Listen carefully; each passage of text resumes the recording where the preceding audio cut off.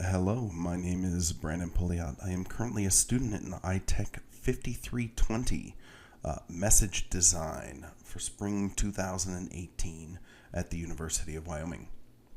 As part of this class, I'm doing a short intro, a brief intro on cognitive load theory. So we're going to cover quite a few things. First, we're going to take a look at the theory itself. Then we're going to take a look at types of cognitive load.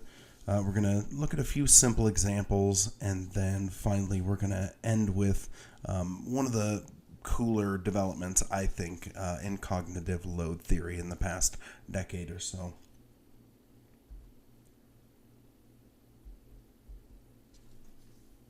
So, what is cognitive load theory? Cognitive load theory was presented at 1988 by John Sweller. And cognitive load theory expresses the limitations of working memory in cognitive processes. Now, it emphasizes that certain approaches to learning or instruction or learning activities may actually present barriers for learners who can't handle the cognitive processing required to proceed. In particular, during the 70s and 80s, Sweller was doing experiments with means-end problem solving and experienced quite a few issues with learners being able to complete those tasks. So the largest effect here that was measured by Sweller back then is actually in schema construction. So the ability to create these organizational structures while you're learning in order to put new information in the correct area in your long-term memory. And that's especially difficult for novice learners because they won't know how to interpret future information, or they won't have those schemas, those structures that tell them how to proceed with a problem if they become cognitively overloaded. So up next, I want to talk a little bit about types of load. Now, I really like this infographic here. It shows a kind of cognitive load as a glass, and kind of gives you the idea that if you increase any of these loads, so germane, intrinsic, or extraneous, that the glass is likely to overflow, which is cognitive overload. So we're going to go from top to bottom on here, and you can see there's a little bit of information on the screen about what germane, intrinsic, and extraneous are, but we're going to kind of explain a little bit better here. So germane load is something that was introduced in 1998, so about 10 years after the original cognitive load theory, and that was by Sweller, Van Marienboer, and Paz. Germane load occurs during the learning process, and it's related to that schema construction. It can be controlled for through good instructional design. Now, up next, we're going to take a look at extrinsic load. Intrinsic load is something that was introduced in 1991. So again, not really introduced right with the original cognitive load theory, but it was introduced by Paul Chandler and John Sweller. So John Sweller is still involved in the production, the furthering of cognitive load theory. Intrinsic load is related to the difficulty of the task or subject matter at hand. In other words, how hard is something to learn? Now, a great example, one thrown out there definitely a lot, is addition versus calculus. Another one that comes from my background in astronomy would be, the planets in our solar system versus the physics of fusion at the core of a star. Now we move on to extraneous load. Extraneous load, again, comes around 1991. Really, these are when the terms were introduced, not necessarily when the concepts were added to cognitive load theory. Now, again, Chandler and Sweller, so Paul Chandler and John Sweller in 1991, extrapolated on extraneous load as related to the means of instruction and the design of instructional materials. Again, this is something that can be mitigated by good instructional design.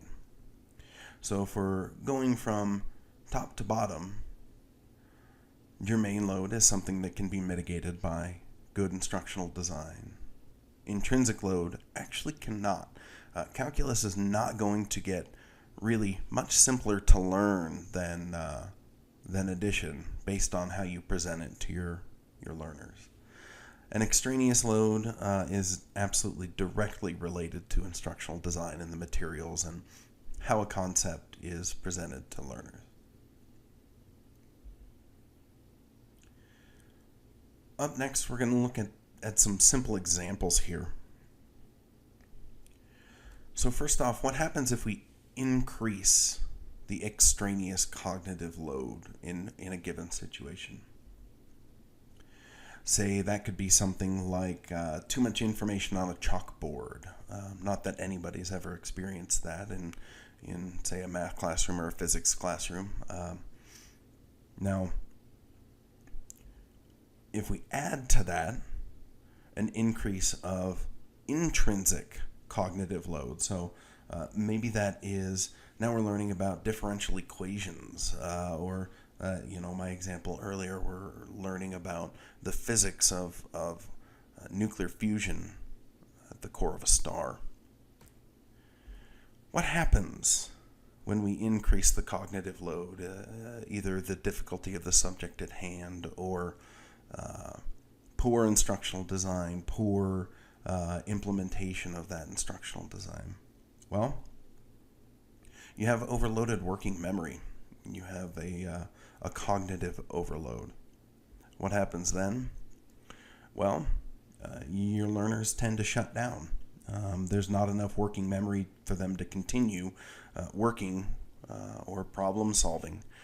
They can't process any more information, and so one of these things really has to give. And as we said before, that can be either the design of the materials or how the learner is constructing those schemas as they're learning new information. Finally, I want to look at something that I really have found interesting, and this is something that I've actually used in other research that I've done. So this is actually called the expertise reversal effect. Now we have a happy, smart, near expert here, right? And so full experts have well-developed schema. That is, problem solving is extremely simple for them within their domain.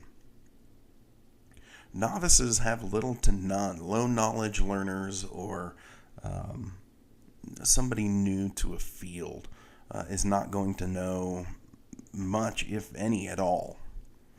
But we're studying the case of a near expert here. So near experts need just a little bit more. Maybe it's a little bit more to organize, or just the finishing touches, or just polishing that schema to make sure that they really truly understand the subject at hand.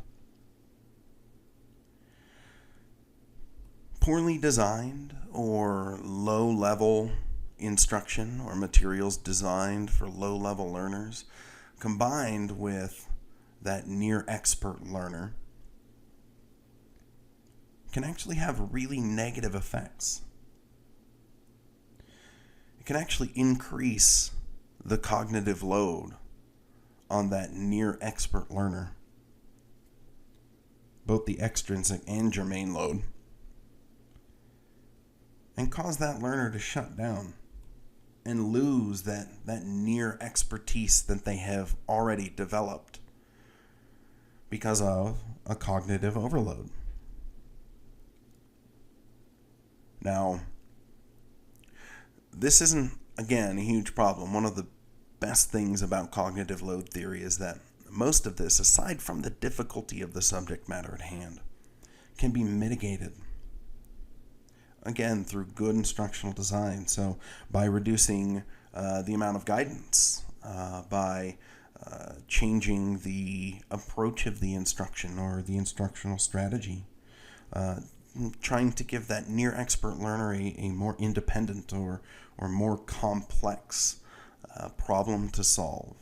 I really wanted to go quite a bit more into the different effects of cognitive load, but in a 12 to 15 minute presentation, it's not really easy to go through the multiple different effects. But if we look at something like the open goal effect, you can have a problem that needs to be solved where a low knowledge learner needs strict guidance, step-by-step instructions, but this near expert learner, if we give them those step-by-step instructions, they end up confused or suffering from this expertise reversal effect. But if you give them a problem that has no real end goal, so not anything that's extremely defined, you'll find that they can allow their expertise to show through. Now, if you want more information about cognitive load theory, there's a ton of info out there. I would highly recommend reading Sweller's original 1988 article. I've included my references here, so you can see that I've got quite a few different authors, but there's also meta-analysis on cognitive load theory, one that was recently published, and I would highly recommend that as well. That gave me some great resources to look at.